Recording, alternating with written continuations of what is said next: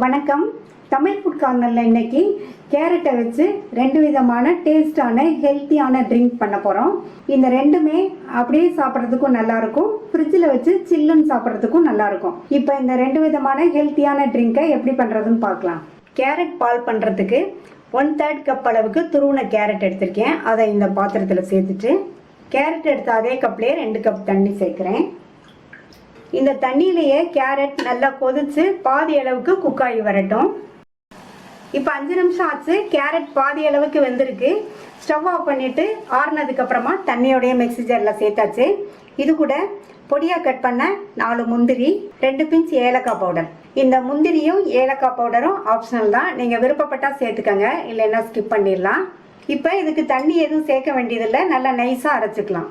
அரைச்ச இந்த கேரட் விழுதை இந்த பாத்திரத்தில் சேர்த்துட்டு இது கூட காய்ச்சின பால் 150 ml சேர்த்துட்டு மிக்ஸ் பண்ணி விட்டலாம். இந்த பால் சூடாகி ஒரு கொதி வரட்டும். பாலை காய்ச்சி தான் சேர்க்கணும், நான் காய்ச்சி தான் பாலை சேர்த்துருக்கேன். பால் சூடாகி நல்ல ஒரு கொதி வந்துருச்சு. இது கூட 1 டேபிள் ஸ்பூன் நாட்டு சர்க்கரை சேர்த்துக்கலாம். 1 டேபிள் ஸ்பூன் கரெக்டாக இருக்கும், நீங்கள் உங்கள் டேஸ்ட்டுக்கு தகுந்தபடி சேர்த்துக்கங்க. இந்த சர்க்கரை இந்த பாலில் நல்லா கரையட்டும். இந்த கேரட் பால் பார்த்திங்கன்னா ரொம்ப ஹெல்த்தியானது, குழந்தைங்கள்லேருந்து பெரியவங்க வரைக்கும் யார் வேணாலும் குடிக்கலாம். இப்போ நம்ம சேர்த்து சர்க்கரை நல்லா கரைஞ்சிருச்சு.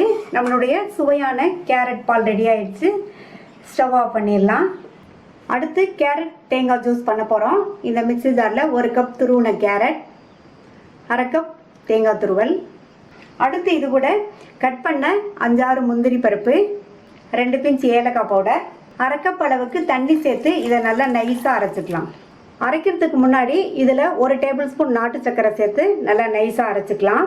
நான் நாட்டு சர்க்கரை சேர்த்துருக்கேன், அதுக்கு பதில் நீங்கள் 1 டேபிள் ஸ்பூன் பொடித்த வெல்லம் இருந்தாலும் சேர்த்துக்கோங்க. இதை நல்லா நைஸாக உள்ள வடிகட்டியில் வடிகட்டிக்கலாம்.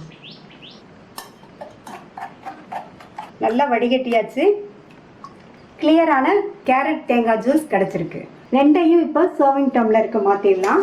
ஃபஸ்ட்டு கேரட் பாலை இந்த சர்விங் டம்ளருக்கு மாற்றிக்கலாம்.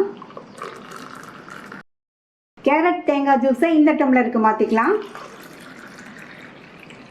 இந்த 2 விதமான ஹெல்த்தியான டேஸ்டான ட்ரிங்கை ட்ரை பண்ணி பார்த்துட்டு உங்கள் கமெண்ட்ஸை சொல்லுங்கள்.